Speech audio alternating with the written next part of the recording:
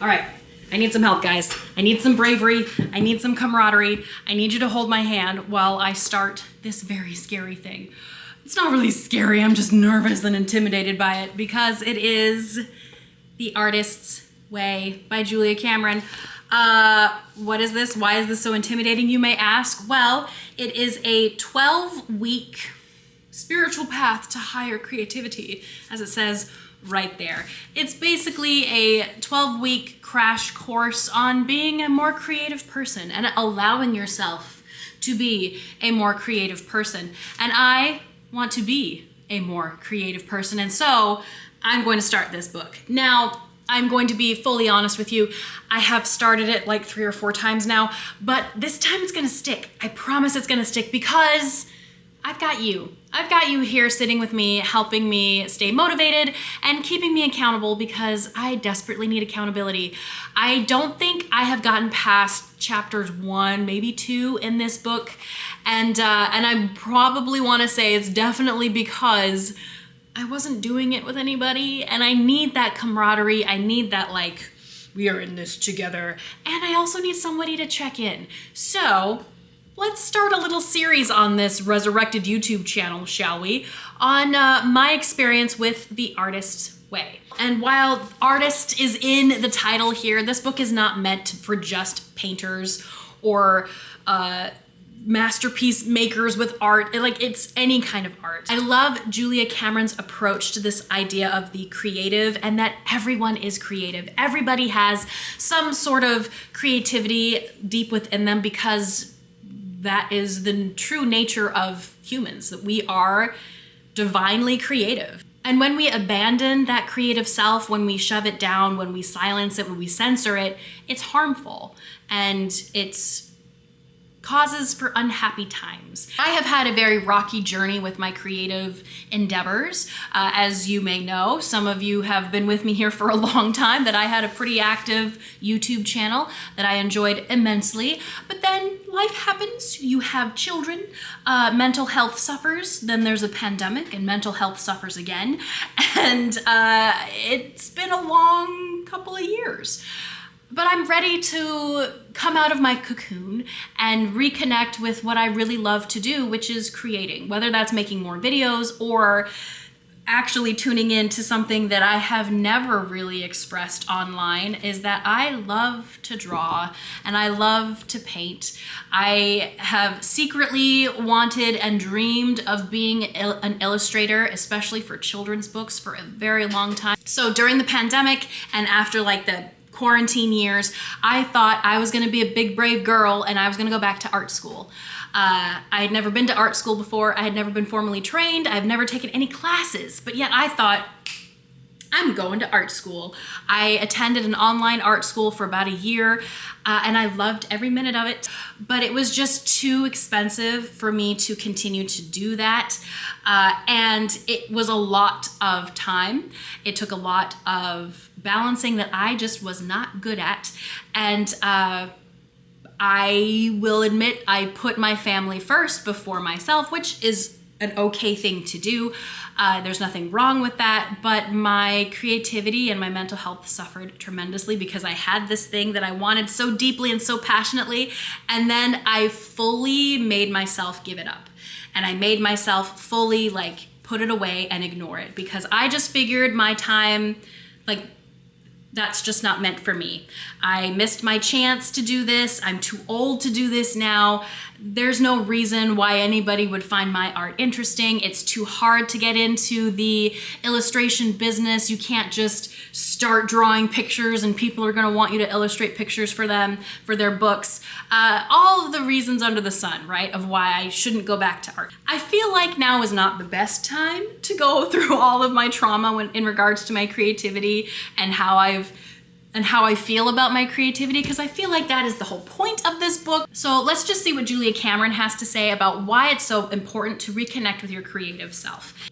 I just love Julia Cameron's approach that we are divinely creative, that it's a part of our divine nature, that it is a gift from the universe, it's a gift from God, and we should be honoring it and letting that creative part of ourselves thrive instead of pushing it down or ignoring it or neglecting it. We should be honoring it and nurturing it and helping it expand and grow.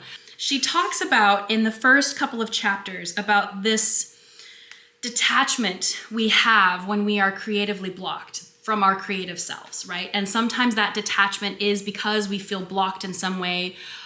We don't feel like we're creative enough. There's too many other things that are more important than this, or we feel like it's a silly thing to even dream about. And that disconnect is a crack that starts, and then as ice gets in there and it freezes, it gets bigger. And as water gets in there and it freezes, it gets bigger. And pretty soon you've got this big separation from this original person you were, this creative, divine person that most of us were when we were children, to the person we've become now, as this person who is going to shun and reject all of those creative things we enjoyed as children, but never gave ourselves the chance to nurture it because of this idea that it's not important. All of these things that created that crack. She talks about when you return back to this creative self, it's like returning back to a loved one who's gone off to war, which I feel like is such a beautiful thing, a beautiful image of just returning to yourself.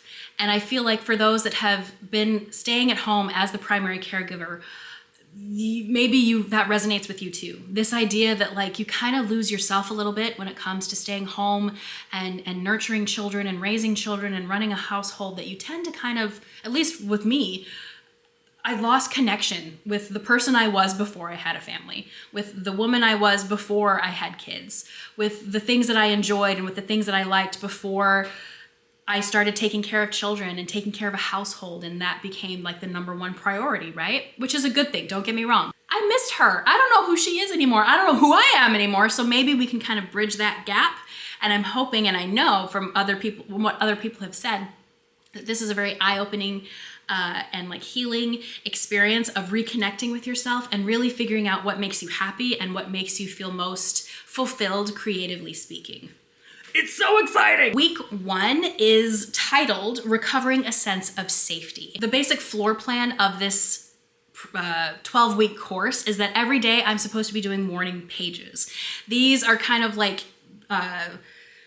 stream of conscious writing, where you just sit down and you're supposed to just write for 3 pages fully. This is kind of supposed to help get all of those anxious thoughts and self-critiquing thoughts and all the negativity that usually I wake up with in the morning, and it kind of dumps it out on the page. It gets it out of your body, which I really appreciate, and I think it's a really interesting idea. Next prong of what we're supposed to do with this program is an artist date. Once a week, we're supposed to plan an activity that's just for you, that you go on by yourself, and it's something that will nurture your inner artist.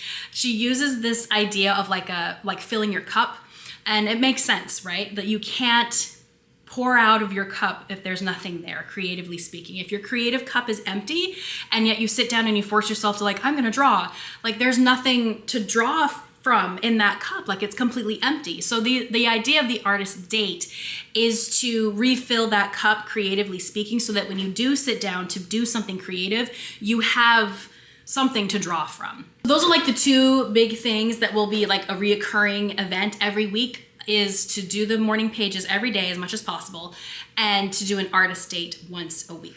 So the first week in the Artist's Way is to acknowledge the shadow artist, and then create a place of safety for the artist to become seen, which I just love the imagery of it. I just love this idea of someone waiting in the shadows, perhaps on the sidelines, and now they get to step into the light, and then now they get to be the main character. I just love what she has to say about the shadow artist, because again, it just resonated so fully with me. She says, the shadow artist is too intimidated to become artists themselves.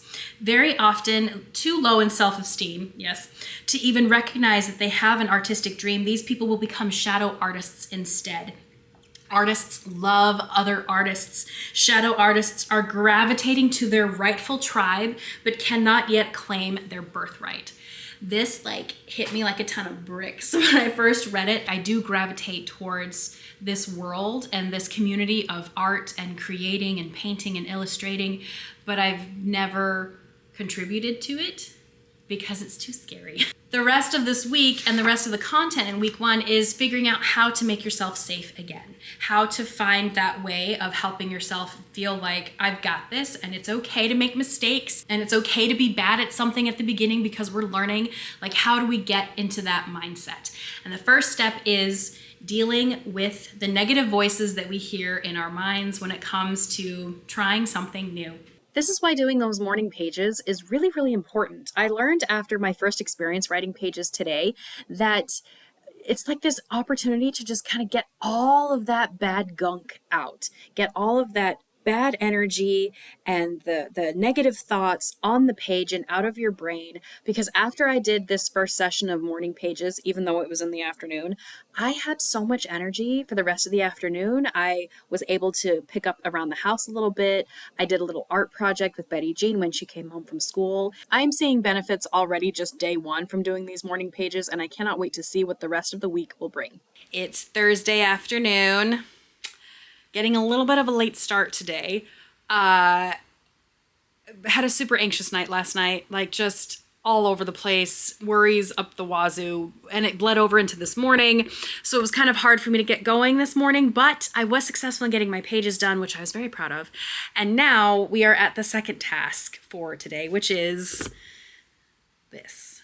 I suspect I have ADHD, which explains a lot of things for me personally, and one of them being housekeeping and keeping up the chores and cleaning up and all those things. It's just something I don't like doing.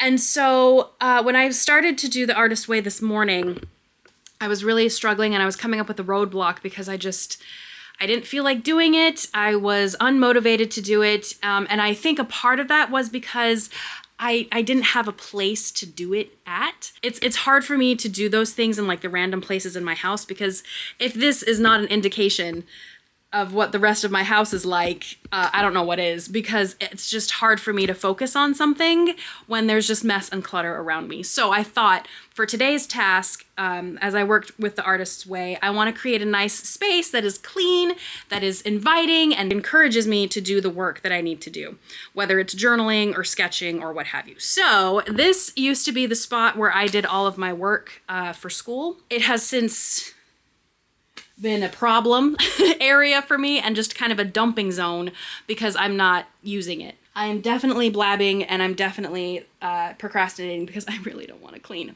So here's a zippy zoppy time lapse of me cleaning up the corner of my room where all of my artistic dreams went to die the second I stopped going to school. Really felt accomplished cleaning this mess up in the corner of my room because I've been staring at it for months, if not a year.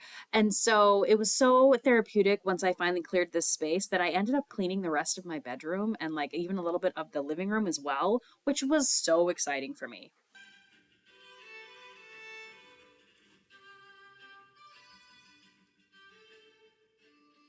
Here's where we're at this morning. So it is Monday. It's Monday. I don't have my glasses. Hold on. The 16th. It's the 16th this morning.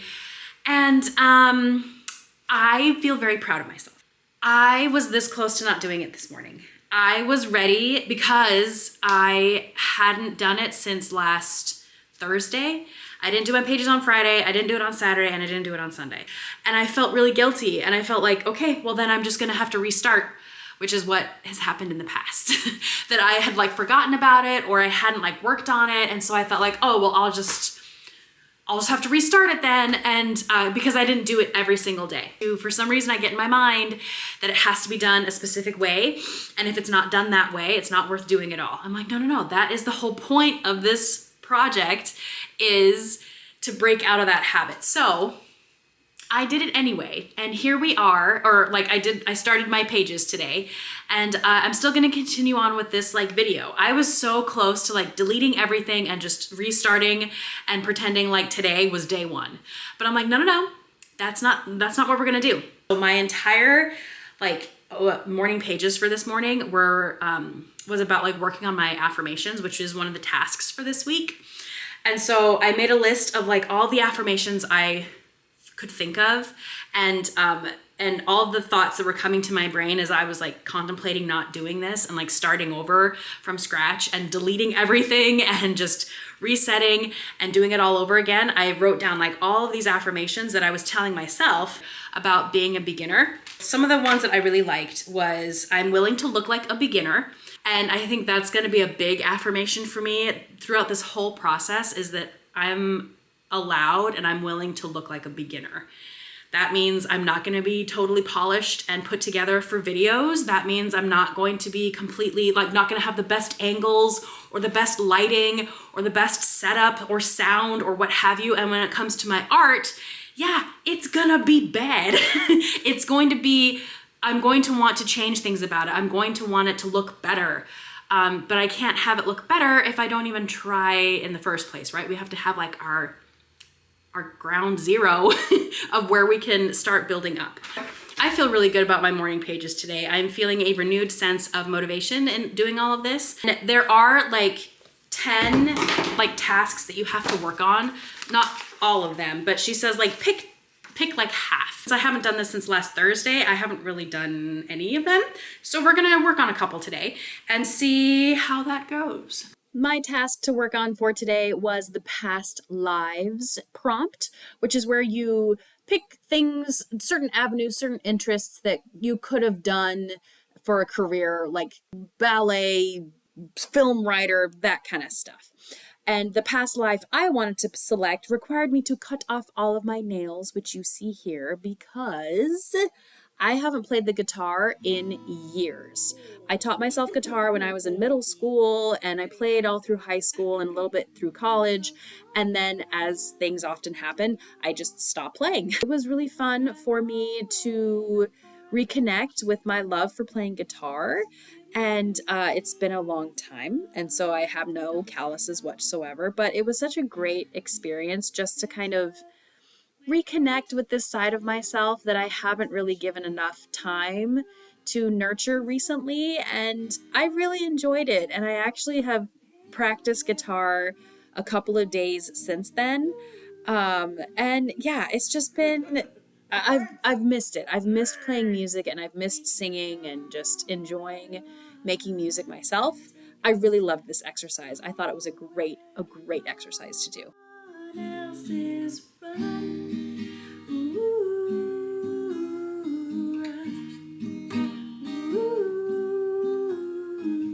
Oh, my hands hurt. Red wine supernova. Oh, my fingers are dead. I'm done. I can't do it no more. I can't do this no more. I can't go no further. I'm done. My fingers are so done. Well, glare is a little much. We're gonna have to take those off. Because I don't know about you, but like the glare is distracting. Anyway, let's get going. End of week 1. It is Wednesday. Oh, now I can't see the calendar though. Hold on. Wednesday the 18th. And I did it.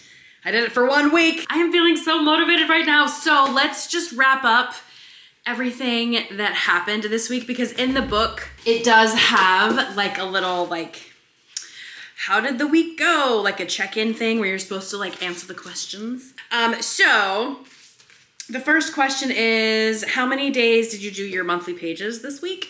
I would say, well, I didn't do it very well because I missed like Friday, Saturday, and Sunday. But I want to change my mindset and say that I was successful in establishing a weekday routine. Where I need to keep working is a weekend routine. I don't really have a weekend routine, and so I think that will be the task for this coming week. It was a pretty good experience. I feel like I wish it didn't take so long. In the book, she says like, oh, it'll take like 30 minutes. It takes me like 45 to an hour. Because like I said, 3 pages is a lot, unless I'm using the wrong size of pages, because like I'm using like a college ruled notebook, and so that's like, you know, A4 paper, 3 pages, like That's a lot. Like that's like an added hour to like my morning routine. So I don't really get to start my day until like 11. I think I may have to get up early and like do it before the kids wake up, which means I'll be getting up at like 5. I don't know. Let's not get crazy. The second question is, did you do your artist date this week? If yes, what did you do and how did it feel? So I did my artist date yesterday by going to the library. I don't know how much I talked about it. I don't think I did. So the artist day yesterday was really, really fun. I went to the library, I think, and I didn't feel comfortable filming at the library because there were lots of kids around. And so I got like a couple of clips of like my library, and I grabbed like a stack of like maybe like 8 or 9 books, maybe 10, and just got to sit in the library and just read picture books and look at the pictures and study like the different illustrations. It was so much fun. I wish I could show more of the pictures that I found like super cool, like the illustrations that I really, really liked, but I think that's a copyright issue.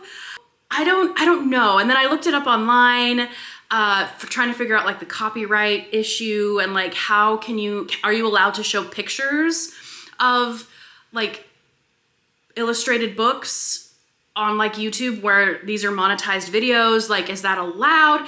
I don't think it is. I will mention like 1 or 2 that I felt like were just adorable and like just the cutest things. The Welcome Home, I'll put like the cover of the book here, by Amy June Bates, and I believe she is also the illustrator of it. So it's very like scribbly.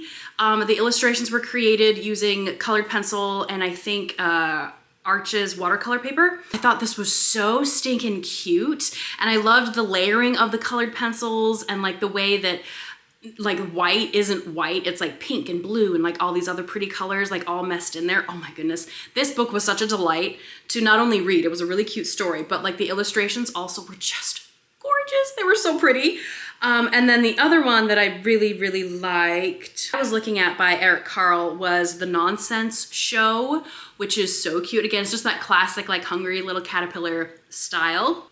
Since I was so inspired by the collage style, as you saw, I went ahead and made my own little collaged art piece of painted papers that I made myself.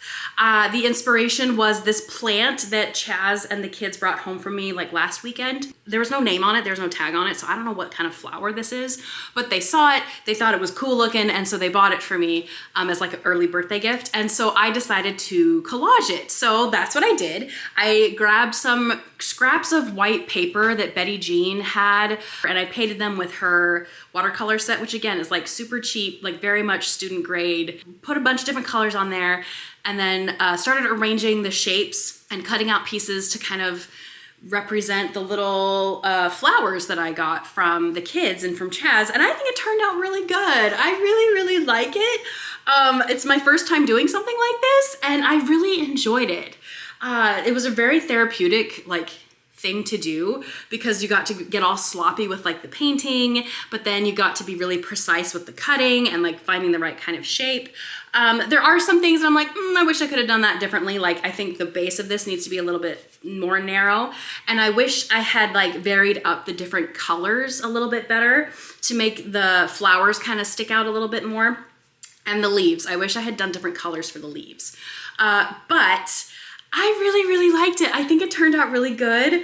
I'm really proud of it, and I feel like I could definitely do something like this again because it was just a really great time. I think this exercise was really important for me to do because I had limited time. When I started the collage process, I only had an hour before I had to pick up Betty Jean from school, so I was like booking it. I was not overthinking things. I was trying to move as quickly as I could because I wanted to finish it before I had to pick her up, and oddly enough, that really helped me like just get stuff down. Whereas I think before I would be really self-conscious, or I'd be like second guessing things, or like trying to make it like absolutely perfect, but because it's like, no, I gotta finish this in an hour, I was really pressured to get it done, and that really helped me like actually do it. So I'm super on board with the artist dates so far.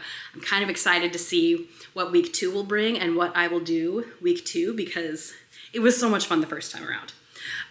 Okay, and then the last question was, for the check-in for this week, is were there any other issues this week that you considered significant in your recovery? Describe them. So I think the biggest one was one we already talked about in this video, was how I had missed like 3 days of morning pages, and I was ready to like end it and like just start over. But I didn't, and I stuck with it, and I allowed myself to be a beginner, and I allowed myself to not have it perfectly the first go around, and I allowed myself to, the best that I could do was not to like check all the boxes, right? Recognizing that the best I could do in that moment was like 1, 2, 3, 4, 4 days instead of 7. And that's like huge for me. I did like 4 other tasks, which was really, really good. The one that I think I enjoyed the most was in your history as an artist, when people weren't supportive of you. I wrote about those 3 separate people, and I wrote about like how that made me feel and how it hurt me and how I'm not gonna allow that to happen anymore, and what I learned from those situations. I learned from like recognizing and like analyzing that situation that I don't make art for other people. I make art for myself. I will definitely admit that up until this point, the only time I would do anything creatively speaking or like creatively like centered was to make gifts for someone, or because somebody asked for something, or it was a part of like a birthday present or a Christmas decoration that benefited somebody, and I never made art for myself. It was always for someone else's benefit. And so when I would make the thing and then they didn't like it, or they didn't use it, or they didn't appreciate it, it was very hurtful for me. And so I've learned that I need to make art for myself. The first priority should be, it's art for me. If I like it, if I enjoy it, if it makes me happy, that's all that matters. Enemy number 2, what I learned from that situation was that I will nurture and care for my artistic self, and I will nurture and care my inner child, because I never got that growing up, and I never got like that care and encouragement through like my career as like an artist. And so I've learned that I need to, which I think I've already vocalized before, that I need to give myself as much care and attention as I give my kids. When my kids say, hey, I want to paint this, and I pull out all the stuff and I give them all the time in the world, and I set up this great encouraging environment for them to explore and to create, I need to be doing that for myself. I need to be creating my own environment for myself and protect that environment, and allow myself to play and to explore and to experiment the same way I encourage my kids. Because I felt like I never received that growing up, and so that's what I'm gonna do, and that's why we're doing this. And then the last one is, I am my best cheerleader, and that family and friends might not, or like the other people in my life might not believe in me, and they may not see my vision, and they may not fully trust that I can do it. And so that's why I have to rely on myself. I think before I was listening to other people say like, oh, well, that doesn't sound like a good idea, or I don't think you can do that, or even just questioning like, can you do that? Is that something you can even do? And recognizing that like, it doesn't matter what other people say. They may have their own reasons as to why they're vocalizing it that way or saying it that way, or why they have anxiety about me doing this thing. And none of that matters, because I'm my best cheerleader. If I believe in myself, then that's all I need. Yeah, I'm feeling very, very motivated and excited about like what to do next. So that is week 1 of Artist's Way. Now we get to move on to week 2, which is recovering a sense of identity. What could that be? Am I nervous? No, I'm fully excited and like really, really pumped to get this going. So I'm gonna end this video right here and start my reading for week 2. All right, see you guys in the next video, bye.